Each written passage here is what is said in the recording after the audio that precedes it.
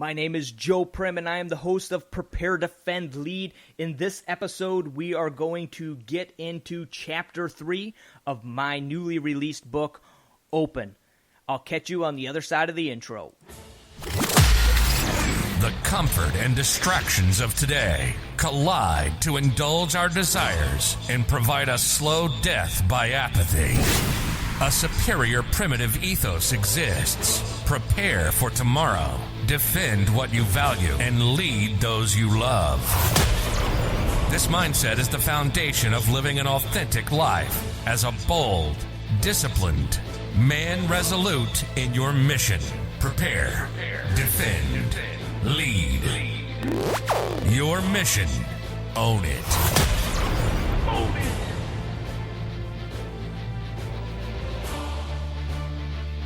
All right, here we go with another episode of PDL. It doesn't matter how tired I am or how long the day has been. Once I hear that intro, I am locked and loaded and ready to go. So in this episode, we are going to get into Chapter 3, which is Open Your Eyes, of my new book, Open. The book is available at Prepare.Defend.Lead.com. It is also officially available as of today on Kindle. And just right up until the last minute when I started recording this podcast, I was working on putting together the cover and the final details of the Create Space print-on-demand version of the book, so that should be available by the end of the week. I may get a few of those printed up so that I can send them out off of the website as well or hand them out to people. I'm excited to be able to hold this thing in my hand. It may not seem like a tremendous victory to some of you guys out there as you hold this small, little, thin paperback in your hand maybe sometime.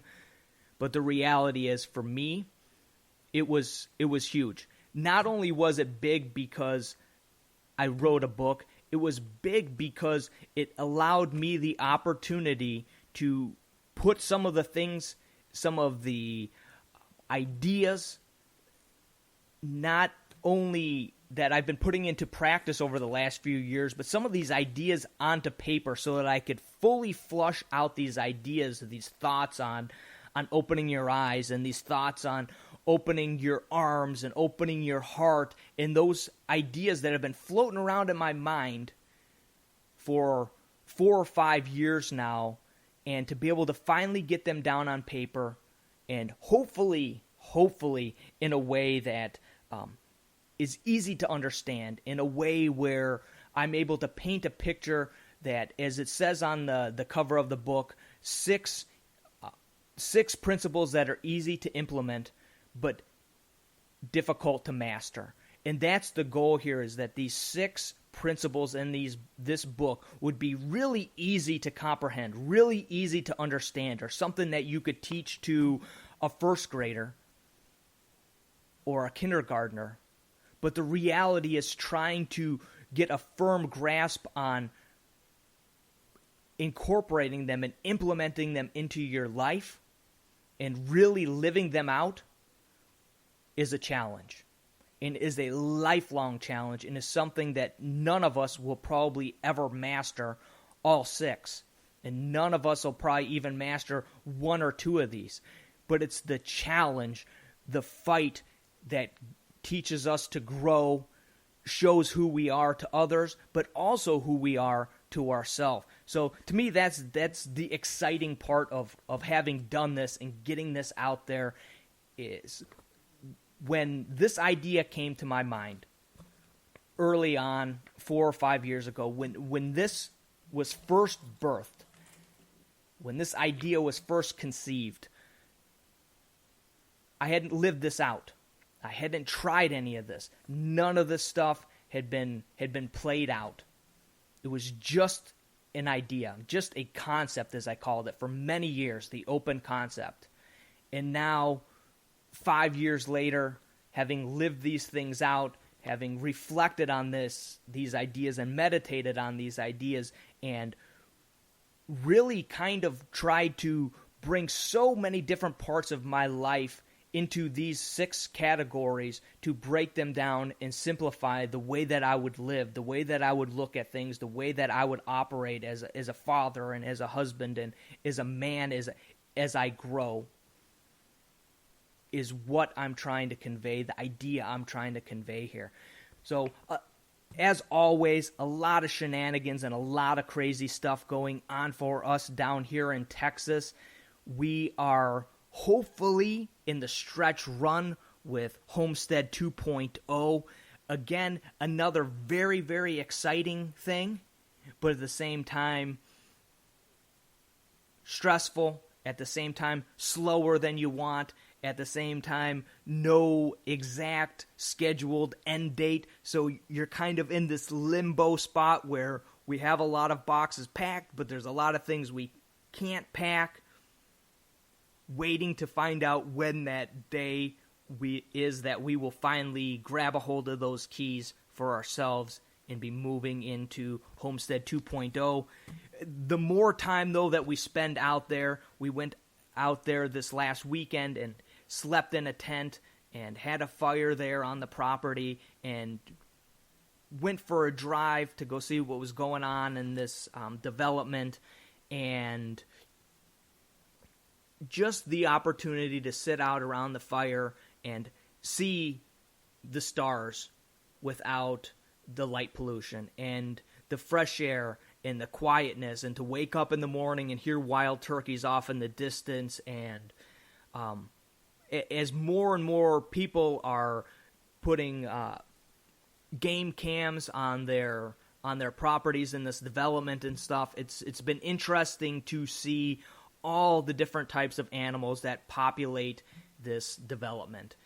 I've seen videos now of bobcats and foxes, along with so many of the other big African game animals that they have out there, with scimitar and gemsbok and axis deer and black buck and lots of white-tailed deer. And of course, we're down in Texas, so there are a lot of wild boar.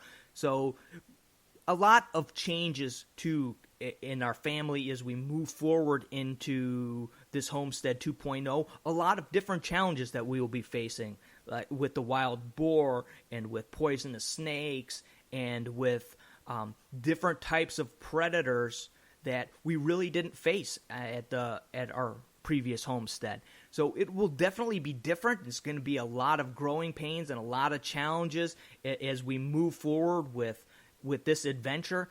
But really, I'm coming to an understanding, and we'll get into this too as we hit this chapter of Open Your Eyes, is that's what life is. Life is those challenges. Life is moving forward when the pressure seems too much.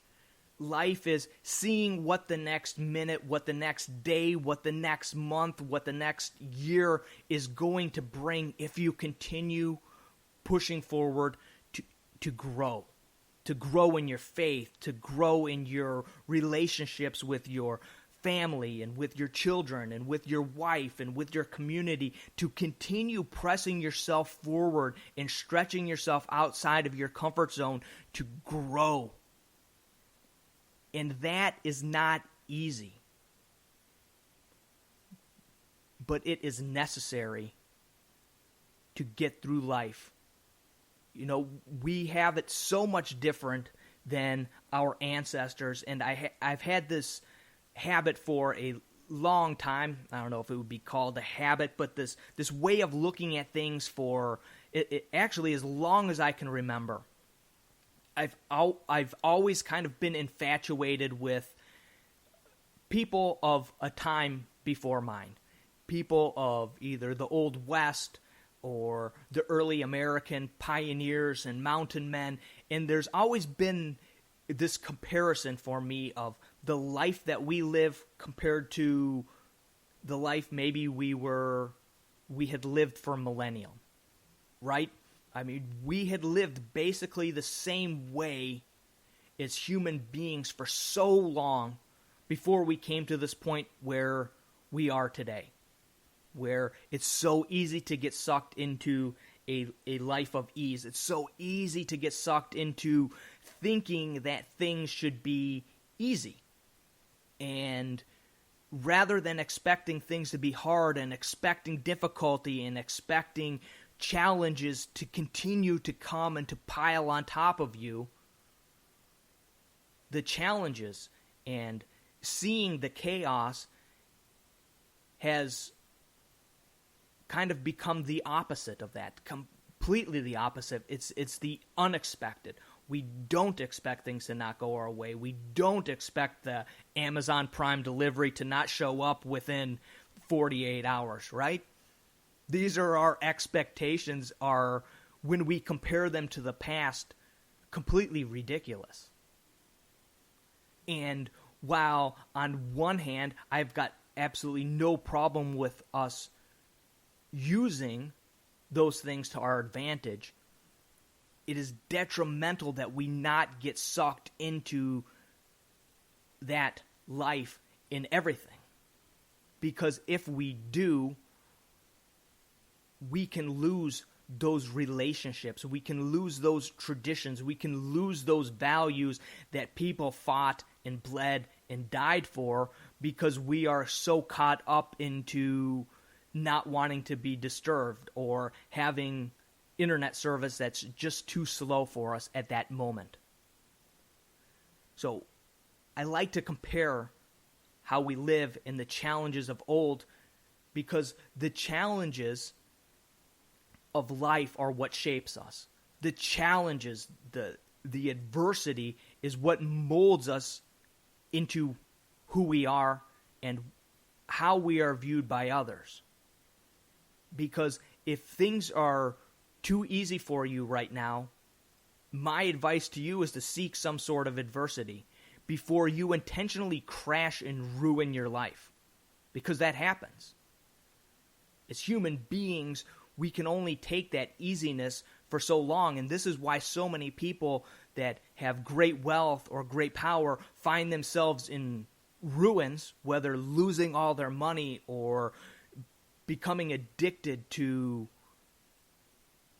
things that end up destroying them, is because we need that adversity to grow, to push ourselves forward.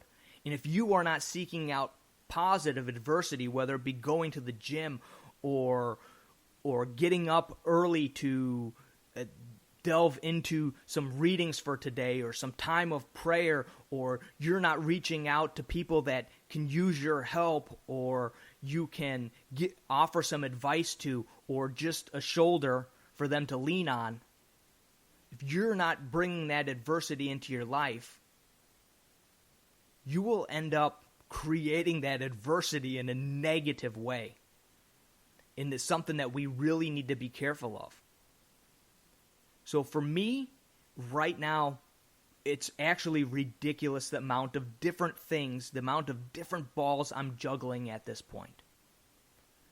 And for so much of my life, I've thought, well, when this will get finished and we'll be done with that. And then I'll have one less ball that I'm juggling. But the reality is that never really seems to work out that way, because when you finally do get those goats that you're thinking, you know what, when I get these goats, that'll really complete what I'm trying to do here on my homestead. There'll be an integral part. I can use them for meat. I can use them for fiber. I can use them for milking. This is going to be great.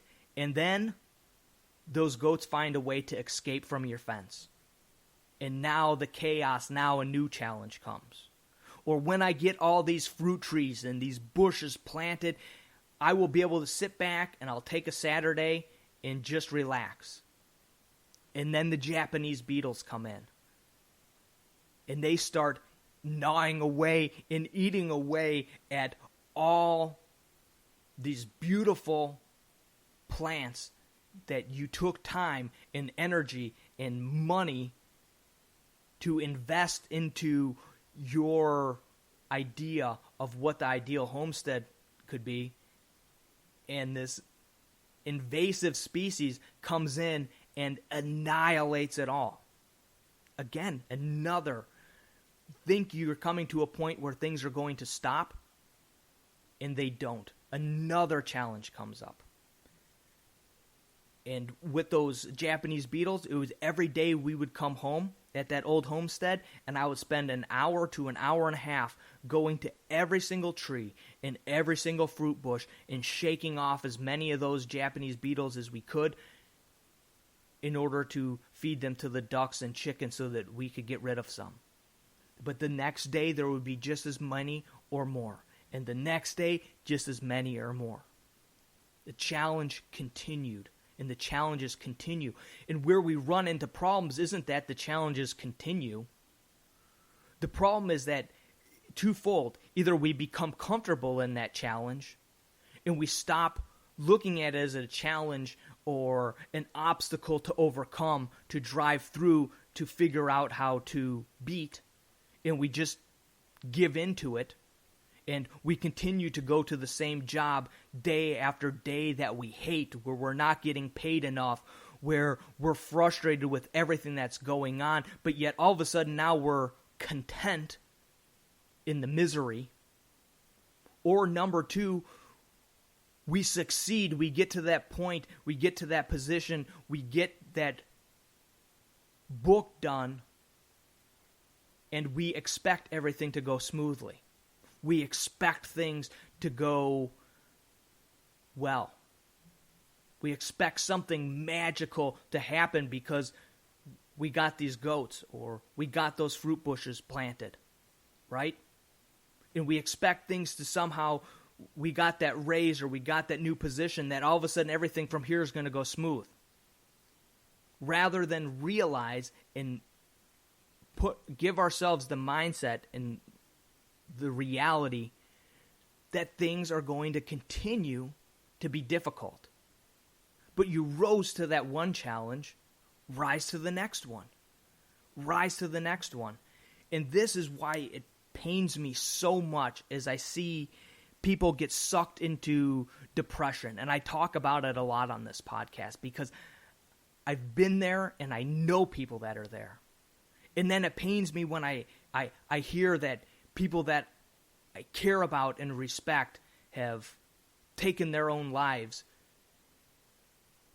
because I look at them and I think, one more day, could have things been different? If you had just stuck it out that one more day, would have you got a text message or a phone call or an opportunity that would have changed the course of everything? And I look at these people that are sucked in, and I think, what if you had been able to stick it out for another 6 months? Could you be in a whole different world? Could have something broke your way, or you realized that you were up to the challenge and you found the help that you need to push forward. And that's why I talk about in probably almost every episode, and those who have been listening to this podcast for a long time probably are maybe sick of hearing it. Keep moving forward. Don't stop.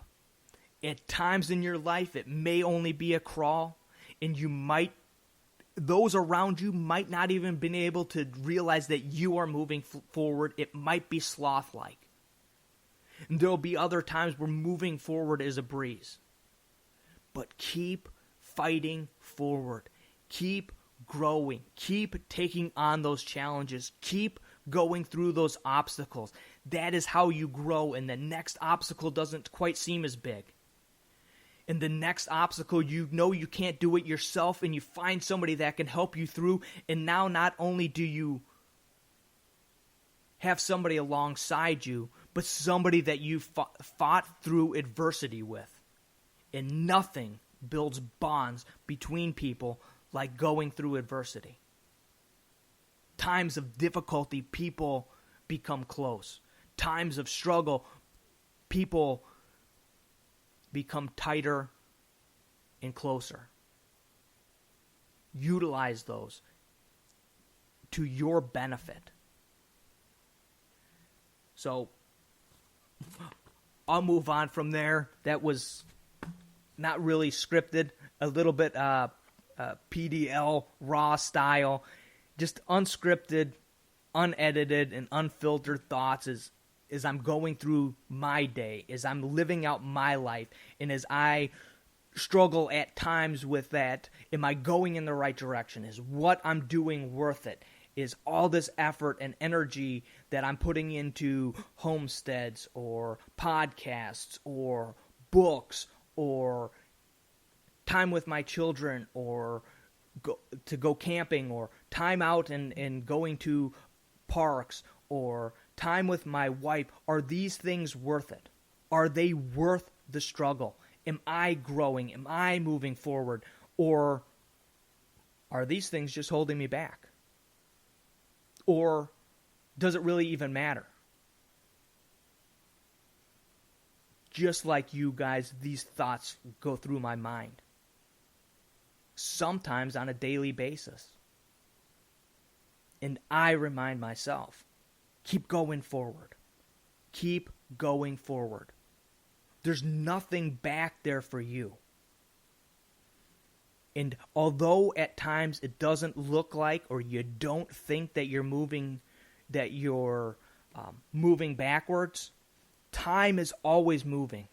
So if you're not continuing forward in some way, that means you're getting left behind, because time continues forward and you don't stop time the moment that you stop. So keep struggling forward. Seek out people that will help you. Seek out good people. Invest your time and energy and efforts into your children and into your wife and into the things that you believe are worth putting your time and efforts and energy into. And keep moving forward, because you don't know what text message or phone call or email that you may get tomorrow that may change the course of everything. But when you stop, it seems to me those opportunities stop. Keep moving forward. Keep fighting forward. You don't know what tomorrow might bring. And tomorrow might bring more hardship and more difficulty.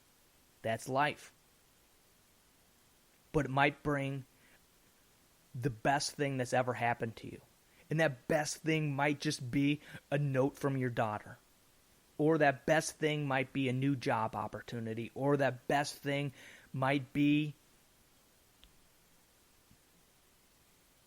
whatever it is that you're looking for. So keep moving forward. Keep fighting forward. And I will as well. So, like I said, that was kind of more of a riff than anything else. So let's jump into this. This is chapter 3. Open your eyes. I obviously want you to buy this book. I want you to go to Prepare.Defend.Lead.com and buy this book, or go to Amazon.com and look up Joe Prim or Open and buy it on Kindle or buy it on print on demand. But I'm going to read most of this chapter for you, I'll be honest. Because I want this idea, I want these principles to get out there. I want you to start to look at life through the lens of these 6 principles. So I want to share them. So open your eyes. Part 1, the beauty. Never lose an opportunity of seeing anything beautiful. Beauty is God's handwriting. That's a quote from Charles Kingsley. So I've had more than my fair share of opportunity to see amazing places and people on this planet.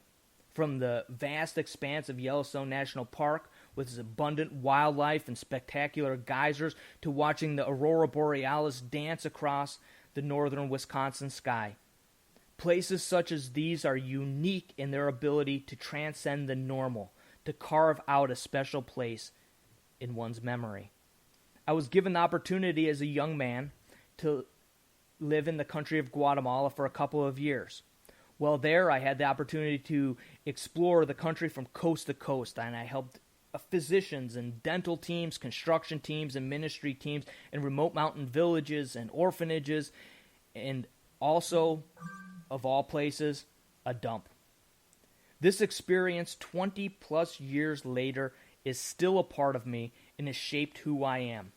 is a typical American Guatemala was a shock to the senses, a living, breathing contrast to anything considered normal by anyone who has not ventured beyond our borders.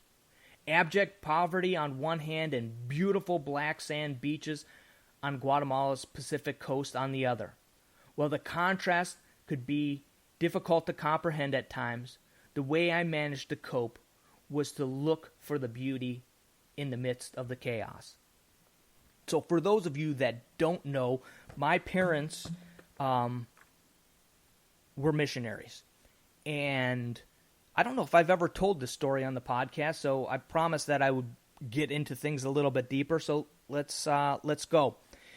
So when I was 17, I believe, I went down on a missions trip down to Guatemala with my dad and my sister.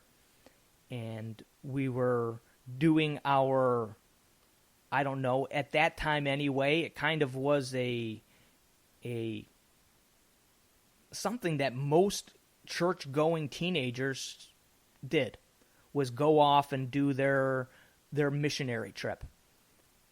So we went, and I did it more because I felt like it was an obligation. You know, this is what all the Christian teenagers do. I guess I'll do it. So my dad came down on the trip. He wanted to chaperone the trip and wanted for many years to visit Guatemala. So this was his opportunity. So we went down there, and we went to a lot of different remote mountain villages. Some of them were, 4-5 hour hikes up mountains into these villages to do church services and puppet shows for kids. And I don't think we had any doctors or dentists with us on that trip, so maybe just some minor health things that we would help people out with.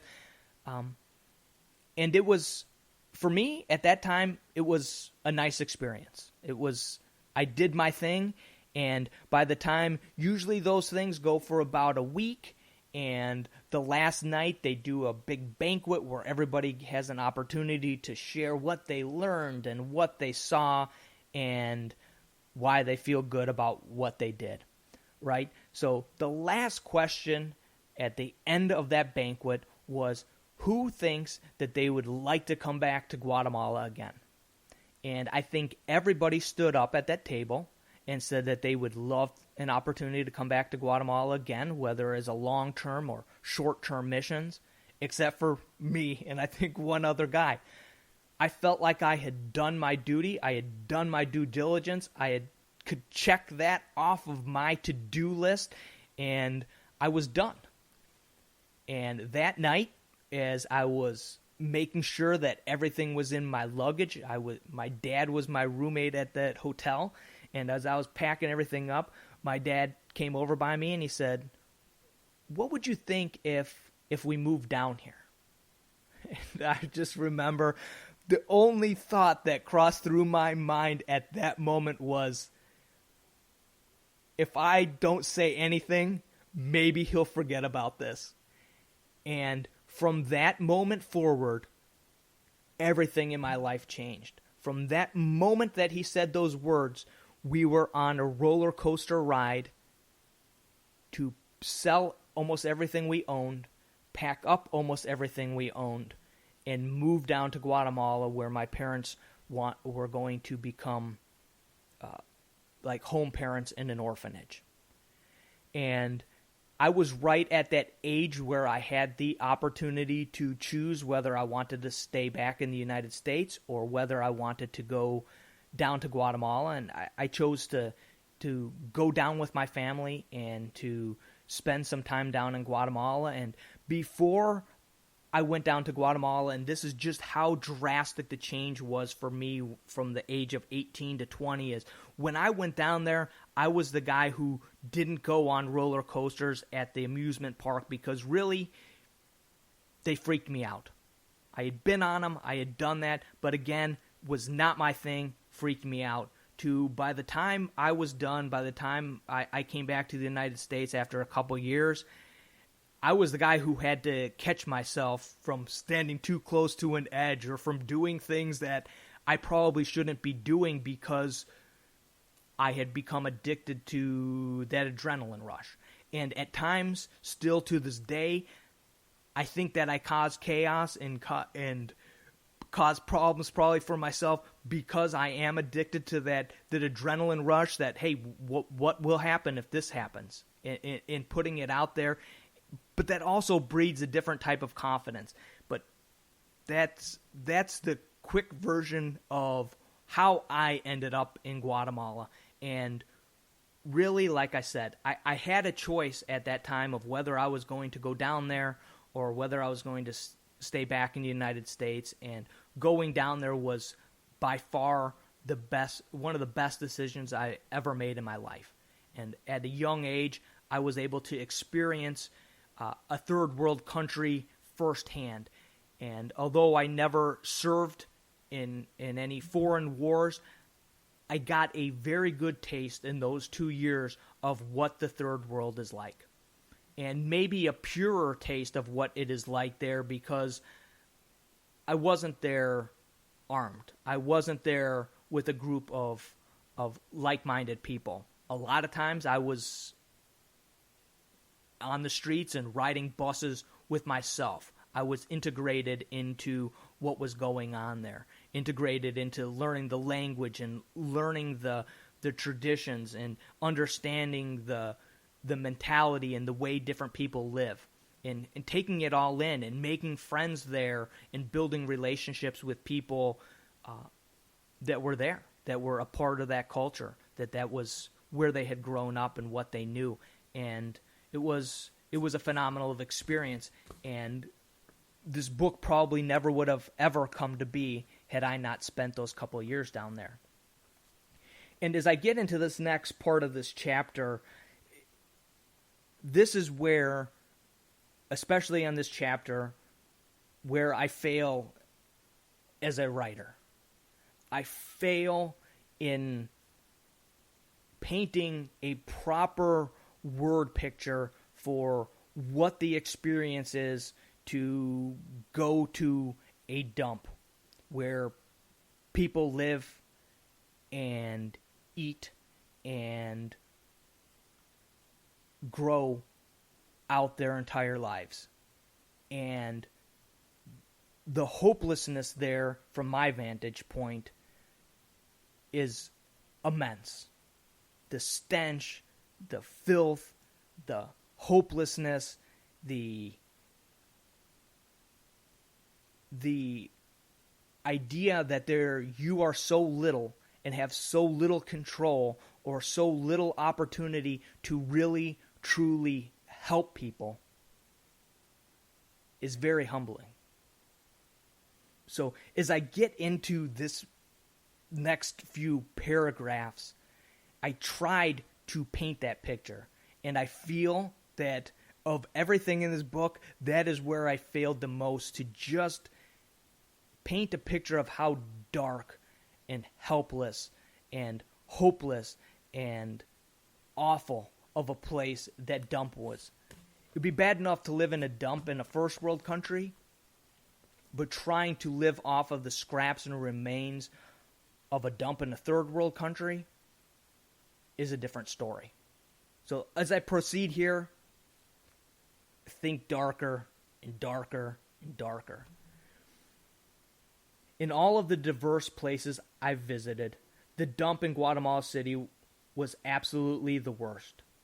Even worse than the stench and the filth was the sense of helplessness I felt. The people there were poor that is beyond poor, living 24/7 surrounded by refuse, many searching the trash of a third world country day by day looking for food or something to sell. Amongst these searchers were children, and this was the most difficult to bear. When I talk about beauty and chaos, they were the beauty in the absolute chaos. Smiling, laughing, barefooted children seemingly oblivious to their awful surroundings. Because that was all they knew. That was their universe. These dirty, smelly children were like all children, excited to see puppets and play with bubbles and balloons and craving attention. During my time in Guatemala, I learned to steal my heart. But I also learned to look for the beauty amidst the chaos. It's not always easy to spot, but it's there. And it's almost as if in that darkness, in that filth, in that stench, were these children's smiles, in their white teeth, smiling, in those hearts of theirs that were pure and knew nothing different than where they were at. And that was the beauty in the chaos.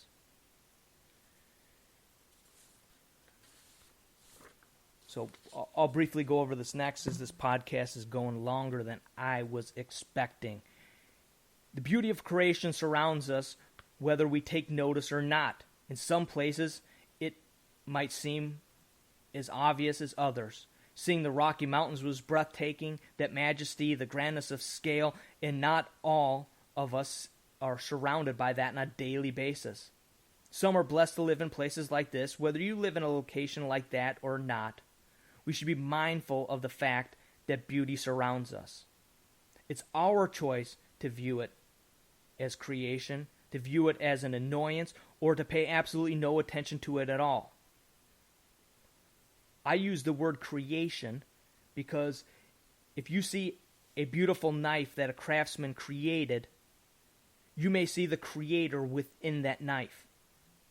Or you may see the creator within a beautiful piece of woodwork that somebody spent time and energy crafting.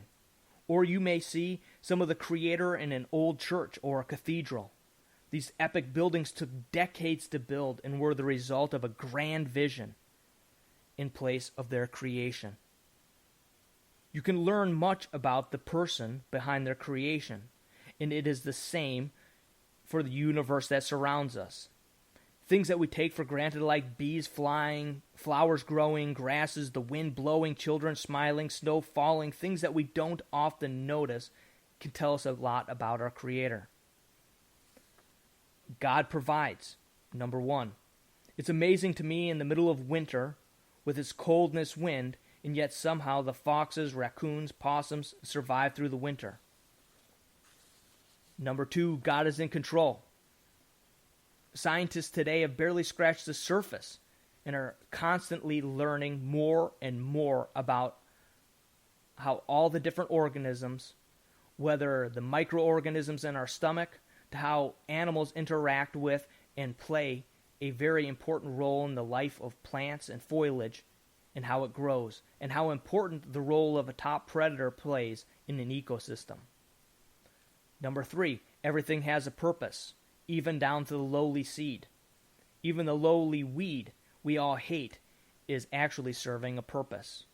Number four, the uniqueness of creation. Some of the animals that we had on the old homestead were goats.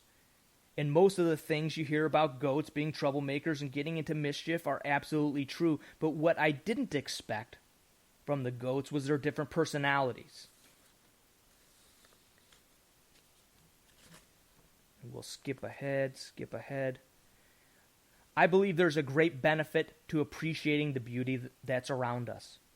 When I made my long commute to and from the homestead in Illinois every day, I'd come home stressed and wore out from a long day.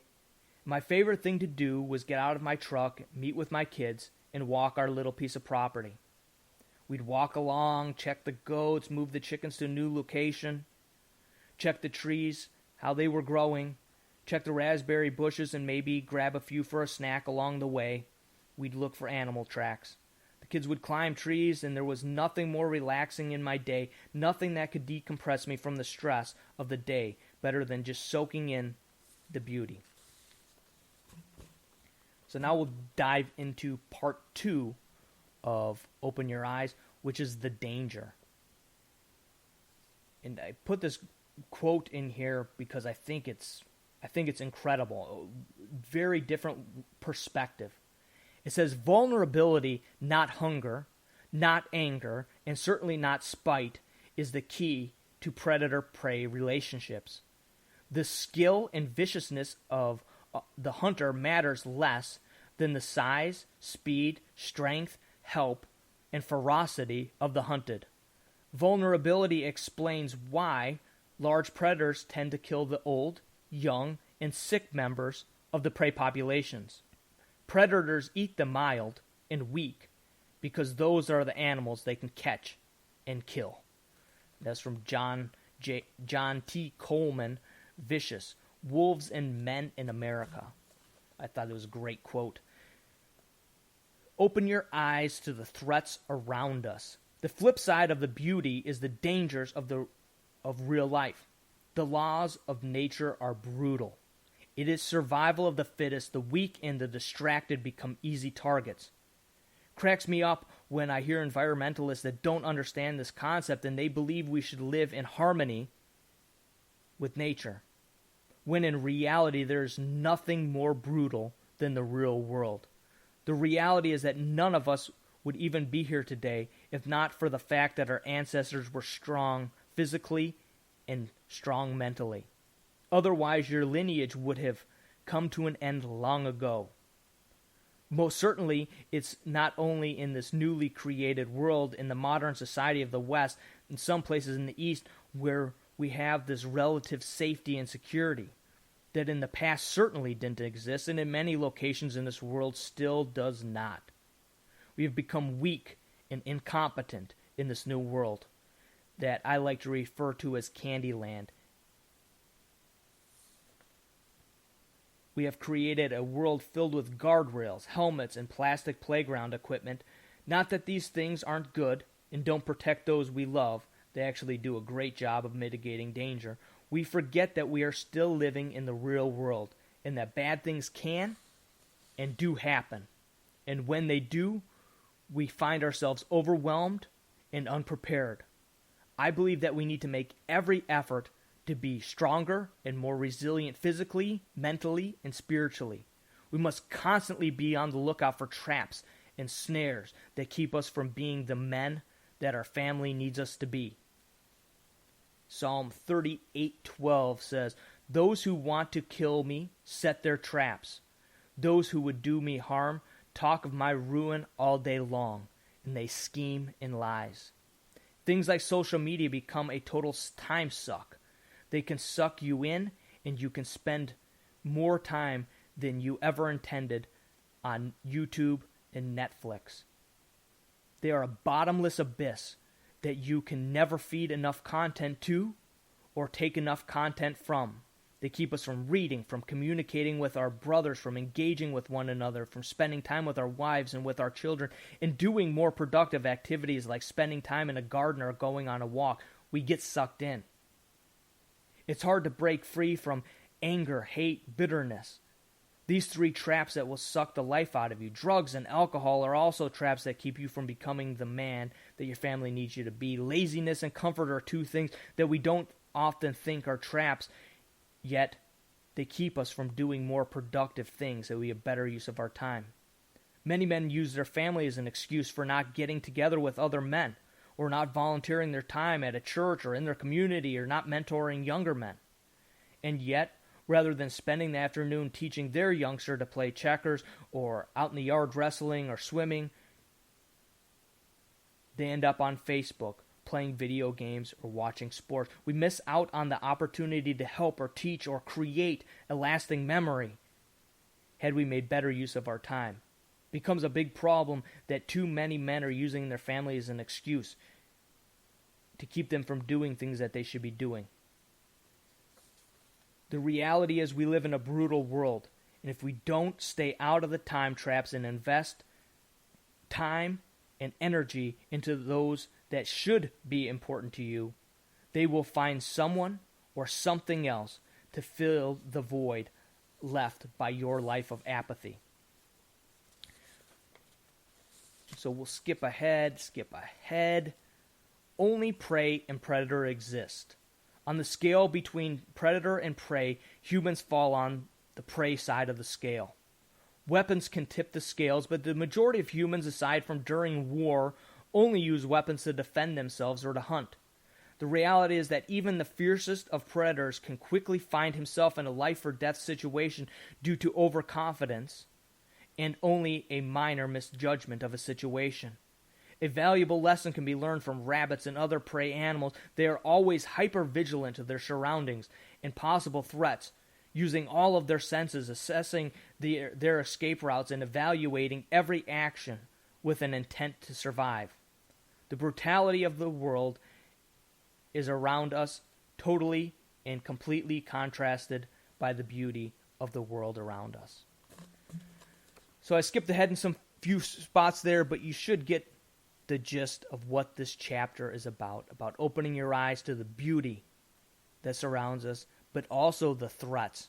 Not only physical threats, but the threats to our time and our energy and to our families, to our communities. So we'll jump into the action steps and then I'll close this out. Action steps. Each day be on the lookout for beauty in the midst of the chaos. It can be simple, but take notice. Action step 2. Start to assess your surroundings. Do you know where the exits are? Action step 3. Put your phone away when you are in public places and practice situational awareness. So as I mentioned earlier in this podcast, if that sounds interesting to you, I will continue to go through the 6 principles in the next podcast. Hopefully we will get some guests on PDL soon. But as there's a break in the action of guests, and as we continue forward, if I don't have guests from week to week, I will continue to work my way through this book. But if you are interested in the book, or even just supporting the mission here with PDL, you can purchase the book or t-shirts or stickers at Prepare.Defend.Lead.com. You can use the code PDL10 to save 10% right now, or you can go to Amazon.com and get the book on Kindle if that's your jam.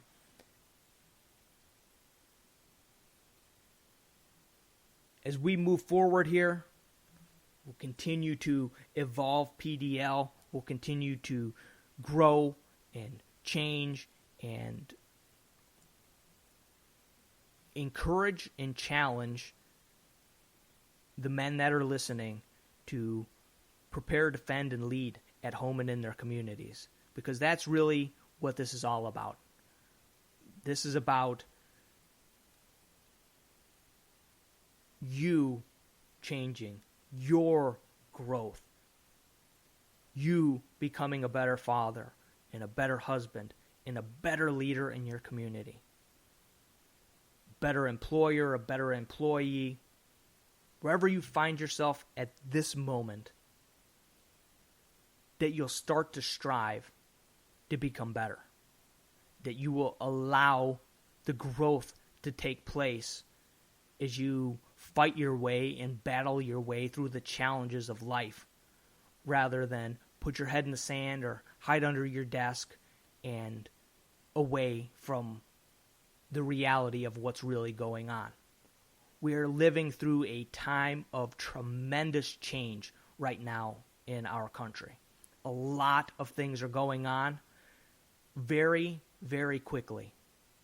My advice to you during this time of change, in this time of chaos, in this time of deception and lies and trickery, is to put your focus on the things that you can control. A lot of things going on for which we have little, if any, control. And talking about things, whether it's unless it's in a constructive way, but arguing with people, getting in fights, is not going to change anything. But you have plenty of things, if you look at yourself in the mirror, that you can change in areas in your life where you can grow. Focus on those things. Is your relationship with your wife where you want it? Is your relationship with your neighbors or your brother or your children? How are your opportunities at work? Is your resume up to date? Are you keeping in contact with ahead of time with people who may be able to help you out down the line should you lose your job? Are you building relationships with people in your community that should the power go off, they may be able to help you or you may be able to help them? There is a lot of value in relationships. There's a lot of value in preparing. There's a lot of value into learning how to lead. There's a lot of value in learning how to defend your people and your values. Invest that time and energy and efforts into yourself.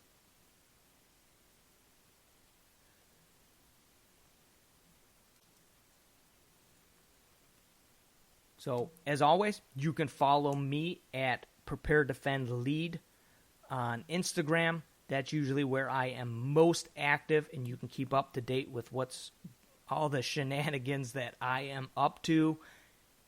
And that is probably the best place to get in touch with me. If you send me a direct message on Instagram, I will probably get back to you pretty quickly. As always, hold fast, and God